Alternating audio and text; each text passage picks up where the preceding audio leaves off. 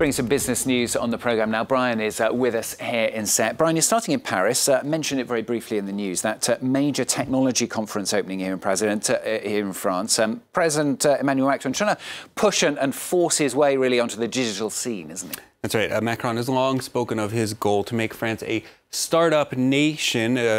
He's at the Porte de Versailles in southern Paris today to ring in the third edition of the Viva Technology conference. It's hosting 1,000 startups from around the world, along with 20 national pavilions to show off new innovations from countries like Japan, Israel, and the UK. Well, France 24's James Creedon is there, and we can cross live to him now. James, Macron is clearly trying to position himself as a tech leader during his first year in office. How's he managing that so far, and what's in store at this conference?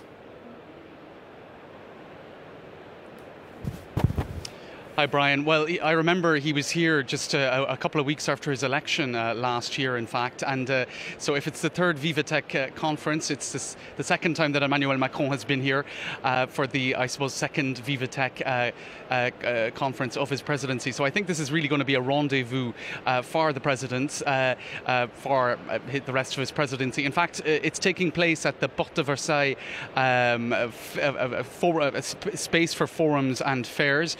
It's all year long there are fairs at this particular exhibition space, best known perhaps for the agricultural fair, which has always been a rendezvous for French presidents. So if you had Jacques Chirac coming here, for example, every year patting cows' bums, which was kind of an infamous image for the former French president, Emmanuel Macron is going to be here talking tech and startups. So I think it's quite a sign of a change in style for the French presidency and a change of times, indeed, for France's role in Europe and the world, where France is really trying to position itself now as a country that is friendly for tech, innovation and startups. And indeed, a lot has changed, Brian, in the last number of years, as you're well aware.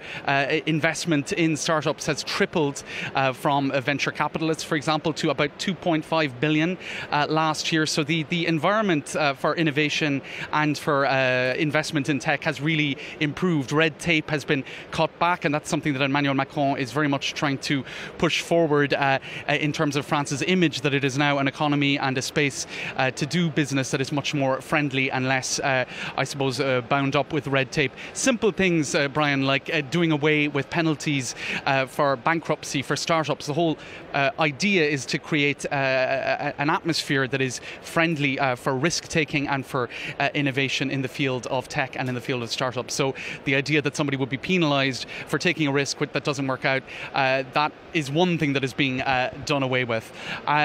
I suppose one of the important aspects of a forum like this is it brings together not just French startups, French industry giants that are investing in startups, but startups and industry from around the world and elsewhere. So it's a place where people can talk, network, do business, and that's very important, in fact, for French startups that really need to look beyond the French borders quite quickly. There isn't quite the same scope as you would have, for example, in the US or other bigger economies where startups can really just focus on the home economy. French startups need to look abroad if they're to thrive and survive. Well, James, speaking of that global outlook, there's a big role for Africa this year. Can you quickly tell us a little bit about what that's going to be like at the conference? That's right. A special role for Africa in this, the third Viva Tech conference. There's hundreds of startups here. A lot of French industry that has, I suppose, interests in Africa is also trying to tap into that. Companies like Vinci or Dassault Systems, which are launching programs to collaborate with startups. One of the big, I suppose, trends lately is startup incubators that are being, what would you say, sponsored by tech giants like Google and others. So we're seeing elements of that here as well, and so yes, quite a big role for Africa and startups that whether it be just for simple matters that are helping just Africans in day-to-day life, or I suppose startups that would have more of a tech interest for French companies as well internationally. All right, thanks very much. That's France 24's James Creedon. He's live at Porte de Versailles for that Viva Technology conference. Well, it's time now for a check on the markets. European indexes opening mixed amid concerns over global trade issues. A U.S. national security investigation into auto imports is weighing on European car makers. Volkswagen, Mercedes, Peugeot, all down in the open.